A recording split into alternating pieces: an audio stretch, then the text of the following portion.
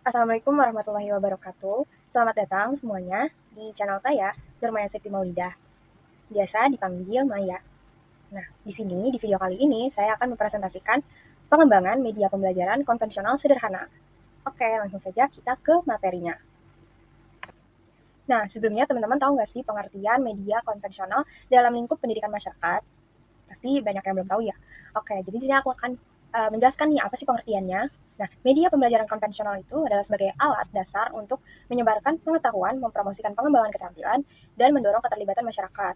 Nah, sumber daya yang digunakan ini biasanya sumber daya berbasis cetak tradisional, termasuk seperti buku teks, selebaran, poster, dan lembar kerja.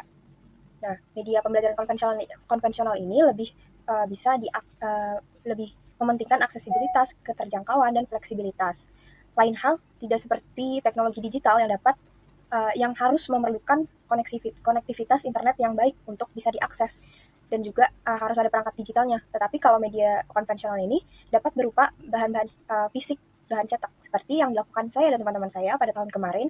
Kami melakukan sosialisasi untuk pencegahan stunting ke masyarakat dengan menggunakan poster dan juga membagikan selebaran seperti brosur mini yang bisa dibaca oleh masyarakat. Nah, perlu diketahui juga saat kita mendesain media konvensional, ada beberapa prinsip yang harus kita penuhi. Yang pertama ada kejelasan dan kesederhanaan. Nah, di prinsip ini menekankan bahwa saat kita menyajikan informasi, kita harus menyajikannya secara jelas, lugas, dan mudah dipahami oleh masyarakat. Lalu, saat kita mendesainnya juga, kita harus menghindari jargon, bahasa yang kompleks, dan visual-visual yang tidak perlu. Maka dari itu, kita bisa fokus untuk menyampaikannya secara ringkas dan efektif. Lalu, yang kedua, ada daya tarik dan keterlibatan visual.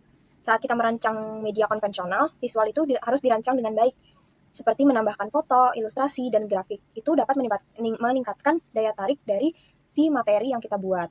Dan juga untuk memperdalam atau memperkuat konsep-konsep kunci yang ada di materinya. Selain itu, penggunaan warna, tipografi, dan juga tata letak dapat membantu pembaca atau peserta didik untuk dapat lebih memperhatikan dan mengatur informasi yang diterima. Selanjutnya, relevansi dan kontekstualisasi. Nah, media pembelajaran ini harus relevan dan kontekstual sesuai dengan kebutuhan, minat, dan pengalaman audiens kita. Dengan mendesain media konvensional yang dapat mengatasi isu-isu lokal. Seperti tahun kemarin, karena di wilayah tersebut tingkat stuntingnya itu lumayan tinggi, maka kami mengadakan sosialisasi pencegahan stunting. Nah, dengan itu, materi pengajaran itu akan lebih bermakna dan berhubungan dengan peserta didik atau warga belajar yang mana itu akan meningkatkan keterlibatannya dan motivasi mereka untuk belajar. Selanjutnya yang nomor 4, interaktivitas dan partisipasi. Nah, sebagai pendidik kita bisa memberikan seperti kuis, pertanyaan refleksi, dan kegiatan langsung yang mendorong warga belajar untuk secara aktif terlibat dengan materi dan bisa menerapkan pengetahuan yang mereka dapatkan ke dunia nyata.